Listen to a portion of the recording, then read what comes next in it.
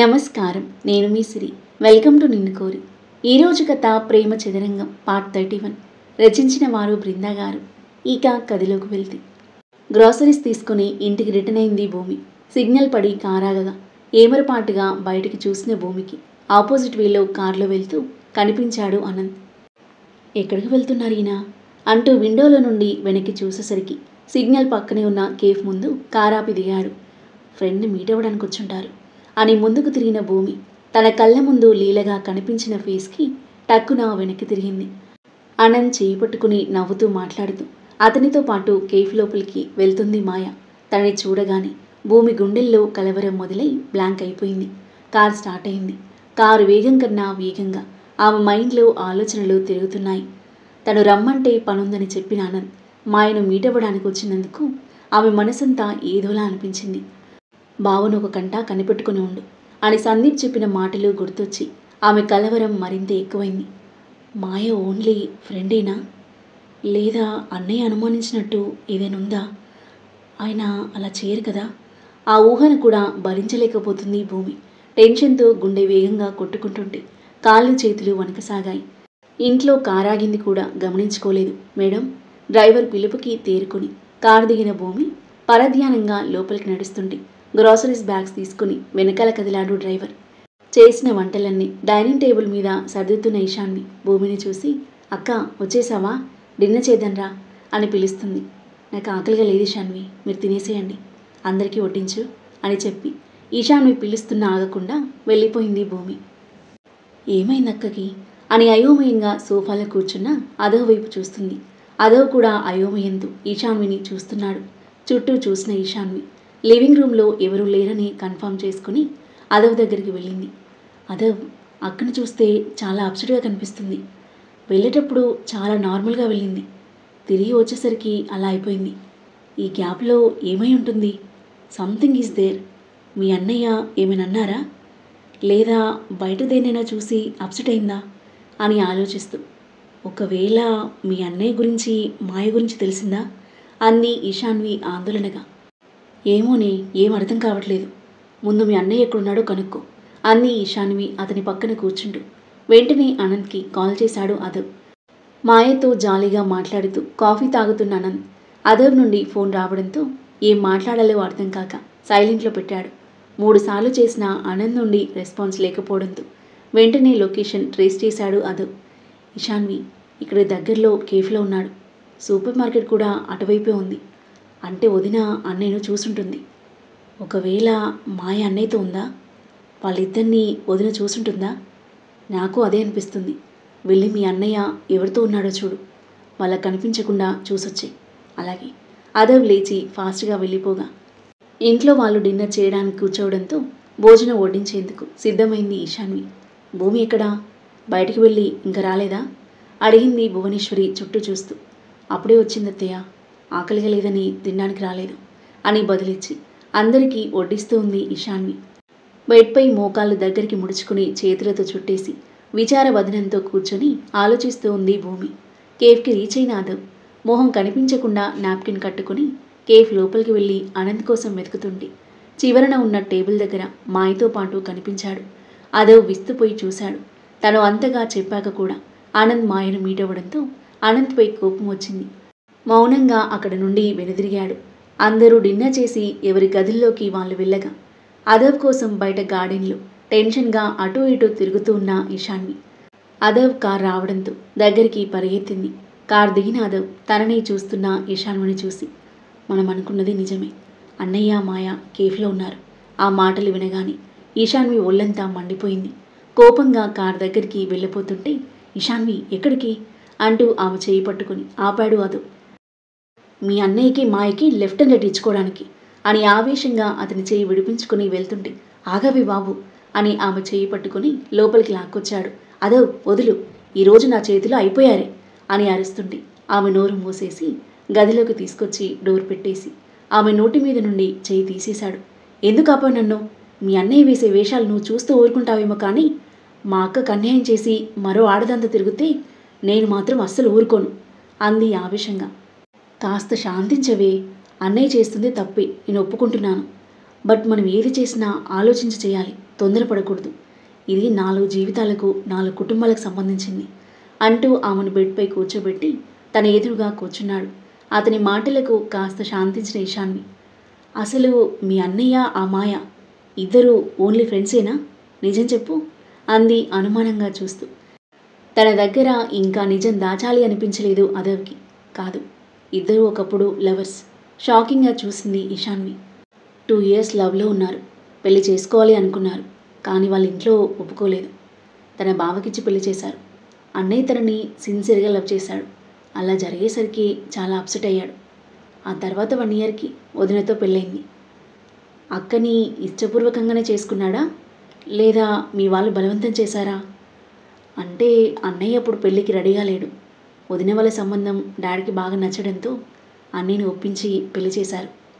So మీ అన్నయ్యకి తన ex girl friend మీద ప్రేమ ఇంకా తగ్గలేదన్నమాట. పెళ్ళయ్యాక ఎవరి లైఫ్ పార్ట్నర్స్తో వాళ్ళు ఉండాలి, కానీ మళ్ళీ ఈ మీటింగ్స్ ఏంటి? కొంచెం కూడా కామన్ సెన్స్ లేకుండా. వాళ్ళ మీటింగ్స్ కేఫ్లు పబ్ల వరకేనా, లేదా హోటల్ ఇంటి వరకు కూడా వెళ్ళాయా? ఆమె మాటల వెనుక భావం అర్థమేనాదు. చచా, అలాంటిదేం లేదు శాన్వి. అన్నయ్యతో మాట్లాడాను, అలాంటిదేం లేదు అన్నారు. తన మాటలు అబద్ధంగా అనిపించలేదు. ఇప్పటి వరకు లేకపోవచ్చు, ఇకపై ఉండదని గ్యారంటీ ఏంటి? నువ్వు మాట్లాడిన తర్వాత కూడా మీ అన్నయ్య ఆ మాయను మీట్ అయ్యాడు. భార్యను సరదాగా బయటకు తీసుకెళ్లరు, కానీ ఎక్స్తో తిరుగుతారు.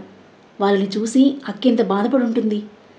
తనకి తెలియకుండా సీక్రెట్గా ఒక అమ్మాయిని మీట్ అయ్యి గంటలు గంటలు టైం స్పెండ్ చేస్తున్నాడు అంటే వాళ్ళ మధ్య ఏం జరుగుతుందో అనే టెన్షన్, భర్త తనని మోసం చేస్తున్నాడేమో అనే భయం, ఆవేదనతో ఆమె మనసు ఇంతగా నలిగిపోతుంది. అదవ్ బాధగా చూస్తున్నాడు. భర్త కొట్టినా తిట్టినా తనని పట్టించుకోకపోయినా భరిస్తారు, కానీ భర్త మరో అమ్మాయితో తిరుగుతుంటే ఏ భార్య భరించలేదు. అక్కది చాలా సున్నితమైన మనసు అదవ్. మా నాన్న పరిస్థితి తనకి రాకూడదని నా బాధ అంది కళ్ళనీళ్లతో. ఇషాన్వి బాధగా చూస్తూ ఆమె భుజం చుట్టూ చేయి వేసి దగ్గరకు తీసుకున్నాడు అదవ్. అతనికి దూరం జరిగి కళ్ళనీళ్లు తుడుచుకుంది. అలా ఏం జరగదు, నేను జరగనివ్వను. అన్నయ్య వదినల కాపురంలో ఎలాంటి సమస్య రాకూడదు. అన్నయ్య తను చేసేది తప్పు అనుకోవట్లేదు. తనలో రియలైజేషన్ కలిగించాలి. తప్పు జరిగాక బాధపడడం కంటే తప్పు జరగకముందే జాగ్రత్త పడాలి. మీ అన్నయ్యకి వదినకు మధ్య ఎమోషనల్ బాండింగ్ లేదు, ఇంటిమసీ లేదు, ప్రేమ లేదు. అవి ఉంటే ఎంతమంది మాయలు వచ్చినా మీ అన్నయ్యను వశపరుచుకోలేరు. ఈశాన్వి చెప్తుంటే రేపవేయకుండా ఆమె వైపు చూస్తున్నాడు అదవ్. ఏంటలా చూస్తున్నావు అంది మెల్లిగా. ఇంత తక్కువ టైంలో వాళ్ళ గురించి చాలా బాగా అర్థం చేసుకున్న విషయం. ఐఎమ్ రియలీ సర్ప్రైజ్డ్ ఇషాన్వి నొక్కి చెప్పింది కనుబొమ్మలు రైస్ చేసి. అదవ్ చిన్నగా నవ్వి, ఓకే ఇషాన్వి గారు, చెప్పండి, నెక్స్ట్ ఏం చేద్దాం అని అడిగాడు. ఏం చేయాలి అనేది తర్వాత ఆలోచిద్దాం. ముందు అక్కతో మాట్లాడాలి. సైలెంట్గా ఉంటే ఏం చేసినా పడుంటుందిలే అని అలసిగా తీసుకుంటారు. తను ఎదురు తిరగాలి, అప్పుడే దారిలోకి వస్తాడు మీ అన్నయ్య అంటూ బెడ్పై నుండి లేస్తుంది. ఇషాన్వి, వదినతో ఏం మాట్లాడతావు? ఆందోళన ధ్వనించింది అతని స్వరంలో. నువ్వేం టెన్షన్ పడకు, డైరెక్ట్గా ఏం చెప్పను. I know how to deal అని వెళ్తున్న తన వైపు చిరునవ్వుతో మురిపంగా చూస్తూ బెడ్పై వాలిపోతాడు అదవ్. దీర్ఘ ఆలోచనల్లో ఉన్న భూమి డోర్ కొట్టిన సౌండ్కి ఉలిక్కిపడి లేచి డోర్ ఓపెన్ చేసేసరికి ఎదురుగా ఇషాన్వి భోజనం ప్లేట్తో ఉంది. ఇషాన్వి, రా లోపలికి, ఫుడ్ తీసుకొచ్చాను తినక్క అంది లోపలికి నడుస్తూ. నాకు ఆకలిగా లేదురా, ఇప్పుడేం వద్దు. నాకు మాత్రం చాలా ఆకలిగా ఉందక్క. నువ్వు తింటే గానీ నేను తినను. నువ్వు తినలేదా? ఎందుకు ఇషాన్వి, నాకు నిజంగా ఆకలిగా లేదు, నువ్వు తినేసేయి. ఆహా, అస్సలు తినను అని ఇషాన్వి తల అడ్డంగా ఆడించడంతో ప్రేమతో చూసిన భూమి, సరే తింటాను, నువ్వు వెళ్ళి తినేసేయి అని ప్లేట్ తీసుకుంది.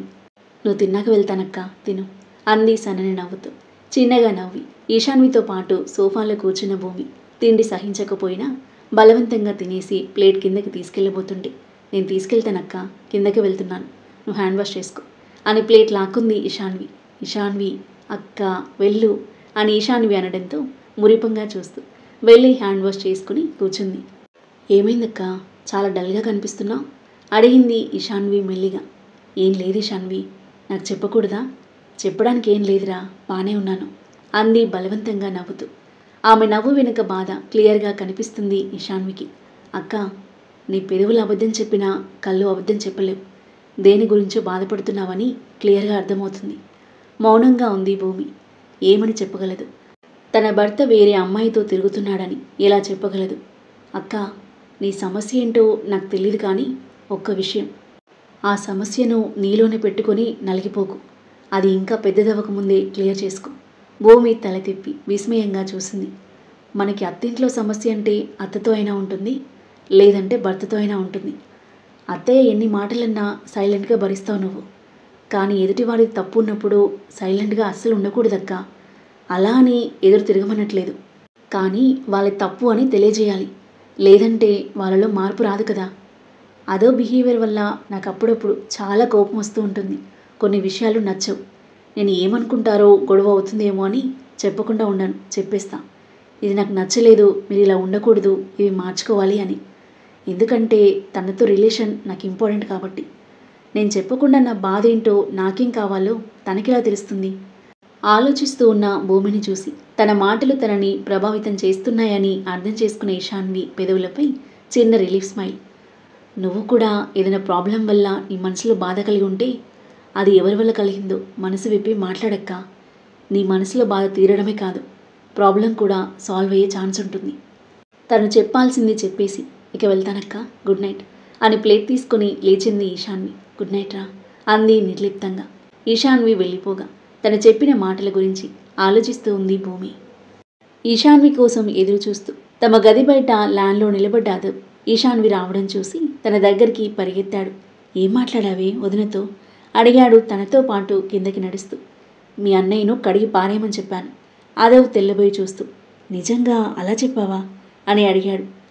అలా చెప్పాలి అనుకున్నాను, కానీ చెప్పలేదు. మనసులో ఉంది, అడిగేయమని చెప్పాను. చూద్దాం ఏమైనా మాట్లాడుతుందో లేదో అని ప్లేట్ వాష్ చేసి పక్కన పెట్టింది. థ్యాంక్స్. అన్నయ్య వదిలిన ప్రాబ్లమ్ సాల్వ్ చేయడానికి ఇంతలా ఆరాటపడుతున్నందుకు. ప్రాణంగా ప్రేమించిన వాళ్ళు మోసం చేస్తే ఆ బాధ ఎలా ఉంటుందో నాకు బాగా తెలుసు. తనకి ఆ బాధ ఉండకూడదని నా తాపత్రయం. అతని కళ్ళలోకి సూటిగా చూస్తూ అంది ఈశాన్వి. అదో ప్రాణం చివుక్కుమంది. బాధగా ఆమె కళ్ళలోకి చూస్తుంటే అక్కడి నుండి డైనింగ్ టేబుల్ దగ్గరికి వెళ్ళి కూర్చుంది. అదో ప్లేట్లో వడ్డించి ఆమె ముందు పెట్టగా మౌనంగా తినేస్తుంది ఈశాన్వి. తనని చూస్తూ తింటున్నాడు అదో. ఇంటికి రీచ్ అయ్యి లోపలికొచ్చాడు అనంత్. అతన్ని చూడగానే అదవ్ ఈశాన్విలకు కోపం వచ్చినా మొహం ప్రసన్నంగా పెట్టుకుని చూశారు. వాళ్ళ వైపు చూసి చిన్నగా స్మైల్ ఇచ్చి గదిలోకి వెళ్ళాడు అనంత్. డోర్ ఓపెన్ చేసేసరికి గదంతా చీకటిగా ఉంది. బెడ్ లైట్ కూడా వేసుకోకుండా పడుకుంది. అనుకుంటూ అనంత్ లైట్ ఆన్ చేసేసరికి బెడ్పై పడుకున్న భూమి కళ్ళు తెరిచింది. ఆ తర్వాత ఏం జరగబోతుంది? అనంత్ భూమి మధ్య ఎలాంటి సన్నివేశాలు చోటు చేసుకోబోతున్నాయి? భూమి మాయ గురించి అనంత్ను నిలదీస్తుందా? వాళ్ళ సంభాషణ ఎలా సాగుతుంది? ఈ ప్రేమ చదురంగం ఎలాంటి మలుపు తీసుకోబోతుంది? అద్భుతమైన కథనంతో, ఊహకందని మలుపులతో, మనసును హత్తుకునే సన్నివేశాలతో ఎంతో ఆసక్తిగా సాగే ఈ కథ యొక్క నెక్స్ట్ ఎపిసోడ్ కోసం మన నెక్స్ట్ వీడియో చూడండి.